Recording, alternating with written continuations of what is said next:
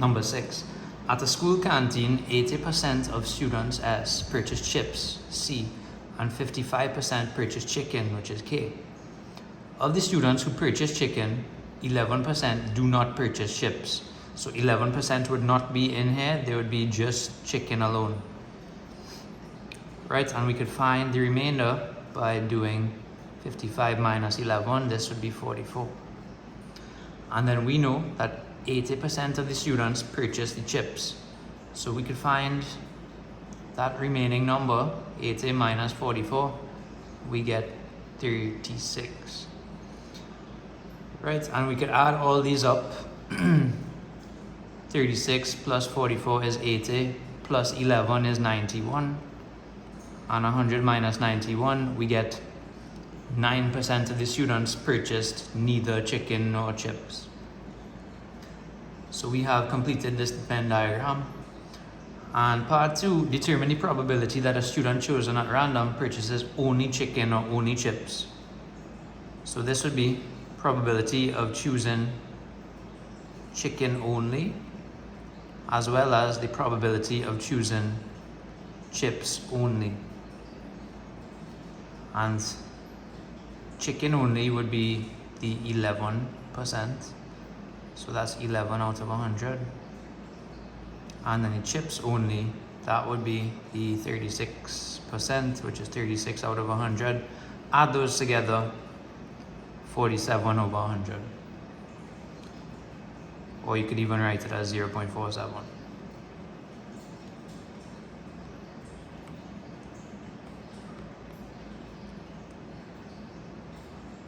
Part B, the probabilities of the occurrences of two events A and B are given by these numbers here. Determine the probability of A intersect B. And we just have to remember this formula here. Probability of A union B would be the probability of A plus the probability of B minus the probability of A intersect B. And we're just going to move this to the left side, and if you're good, you can move this onto the right side one time. So we add probability of A intersect B would be equal to probability of A plus probability of B. And when we move this, it will be subtracting probability of A union B. Right, and we know all three of these things. Probability of A is 1/4. Probability of B is 3/5, and the probability of A union B is 7 over 10. And to work this out, we're going to need a common denominator when we're adding and subtracting fractions. That is going to be 20. We're going to have to multiply top and bottom of this times 5. So that would be 5 over 20. Top and bottom of this times 4. That would be 12. And top and bottom of this times 2. So we end up with 17 minus 14 over 20, we get 3 over 20. And then part 2, probability of A given B. Probability of A given B is equal to the probability of A intersect B. So A has to occur given that B occurs. So this is out of just the probability of B happening. Right, and we know both of these things. Probability of A intersect B, we just worked that out, is 3 over 20. And I'm just going to write the divide sign like this, because we're divided by a fraction, divided by probability of B, which is 3/5. Right, and we know dividing by a fraction is the same as multiplying by that fraction flipped over. Reduce fractions as much as we can, and we get 1/4.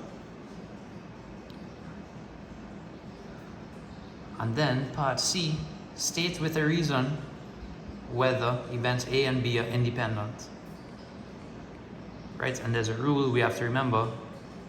They're independent if probability of A intersect B is equal to the probability of A multiplied by the probability of B.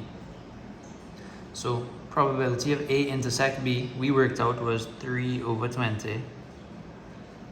And the probability of A is 1/4. And the probability of B is 3/5. And when we multiply these out, we get 3/20 is equal to 3/20. Therefore, A and B are independent. Right, so this is a rule we have to remember.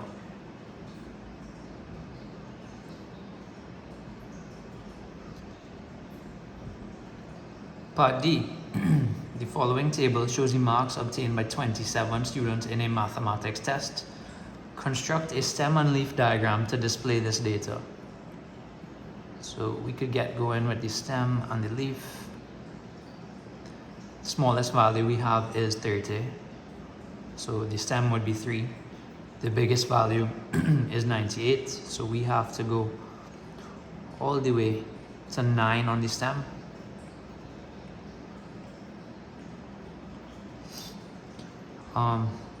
And in the 30s, we have 30, 35, and 39. So we put 0, 5, and 9 here.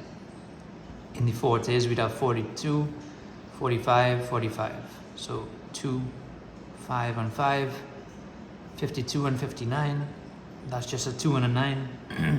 2 61s, a 65 and a 69. 70, 71, 75. 77 and 79, 81, 2 83s, 81, 83, 83, 5, 7, and 9. And then in the 90s, we have 0, 0, 5, and 8. Right, and for stem and leaf, we always need a key. So we could do 3/5 means 35. And then part 2, state one advantage of using a stem and leaf diagram to display the data. There are many reasons, but first one that I could think of is they're easy and quick to construct.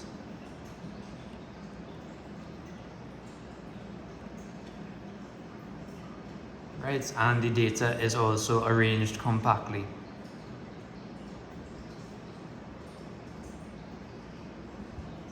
Data is arranged compactly. You only need one, right? And there are several advantages of a stem and leaf. State the range of values of the marks obtained by the students. The highest mark was 98 and the lowest was 30. Right, and we know that the range is just simply the highest mark minus the lowest, or the highest data value minus the lowest one, and that's just going to be 68. And then part 4, the data are displayed in the following box and whisker plot. State 2 distinct observations about the data as seen in the box and whisker plot. So I am seeing that the median is slightly on the right side of the box.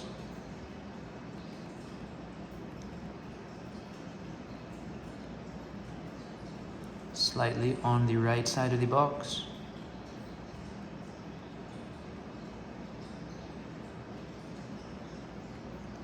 Right, and what this means is that the data is slightly negatively skewed.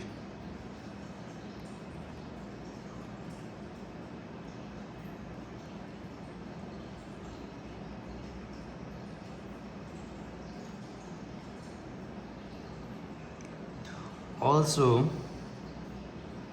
we can note that, remember, the median is the halfway mark or the 50% mark of the data. So that means 50% of the data values are between 30 and 71.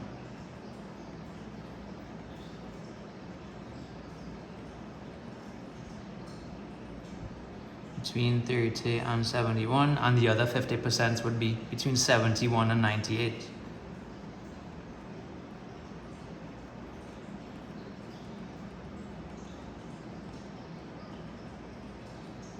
right? So this one has a larger range of values that it could be, and this one has a smaller range. So we could say there is more variability